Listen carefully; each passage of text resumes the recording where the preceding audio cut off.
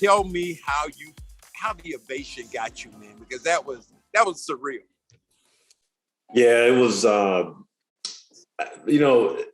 It was like when you walk into an environment where you feel relaxed and at home. Whether it's on the beach, you jump in the pool and you feel like it's exactly what you need. And I think that's what that moment was like for me, because I dreaded it my first game back when I came back. And then obviously I got booed, and then not knowing how I was going to be received coming back into the building like that. It was a great moment. Not only for me and the people that have been fans of mine for my career, but just for Celtic fans, because we can't, as much as we live in the past, you talk about your glory years and the things, people remember those days, the games, the heartache, the celebrations that we had.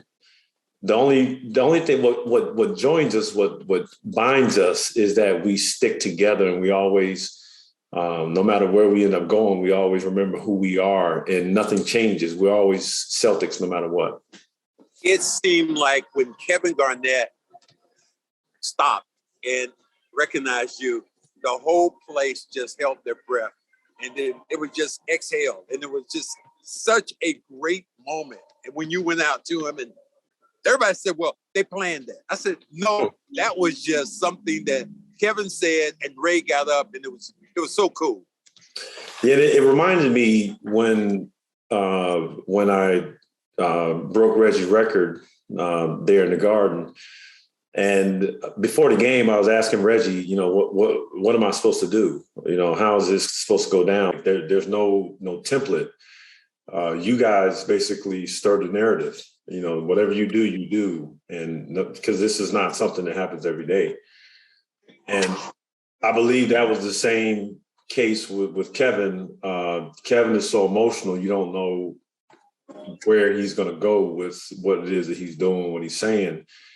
And I didn't expect him to say anything to me. I don't even think he knew I was going to be there until he walked out on the floor and he saw us. And I just think that it happened the way it was supposed to happen. It was organic. I think for the Celtics, the organization, they couldn't have asked for anything better, because you can't, when you talk about the organization, players come and go. At the end of the day, when you look up and you talk about games, they're all past players.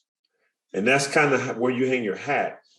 And for kids that look up to, the Celtics and all over the world, and when you walk into that building and you see banners, you talk about past games and past players. And it's paramount for us to always be able to walk into that building and just say, man, we had a great run, didn't we? And then see some of the old faces in the crowd that still come to games, and just celebrate them as well as they celebrate us. And then when he said, Ray, you next, boy. And it was like so cool, because I've been beating these drums forever, talking about Ray Allen and where his number was going to be retired. Do you feel that? Do you want that? Well, firstly, Paul is, he's been great this whole time. Over the last couple of years, he's been always making sure, hey, you got to do this, you got to talk to this guy, because you could tell he's had that sense of it's water under the bridge. We got to go ahead and move forward. What's the issue, for us? Just thinking about that moment, it only seemed right that he was in it because he had been, working tirelessly behind the scenes to make sure that, I think he's working more on Kevin's behalf. And I seen him a couple of years back in China, and we met in fences there. So it was a little comical when Paul ran out there. A little? Yeah. But I think for the people who, it was emotional for them, because, that's like, all those videos you see when the soldiers come home and their children see them, and you're like, you just think about what you see is people as you've kind of traveled through their lives with them on their missions of their ups and downs, and then you see them come together and just kind of mend their fences, it is emotional. It's an emotional situation. You know, you feel like, man, I need to go hug my mom or my dad or my kids. And so I think that's what that moment was. And I think for the people to see that, you know, it was another moment, I think, in Celtic history to say, hey, I remember that moment when. And that's what makes, I think, this fan base so incredible, because you're talking about generation after generation of fans that grew up, you know, in the 50s, the 60s, the 70s, the 80s, and seeing basketball at its best and seeing great players, you know. And so even the ups and downs, you know, through the downs, I should say. And then a moment like that, when you're talking about these great players, these people that are still in the building watched us play.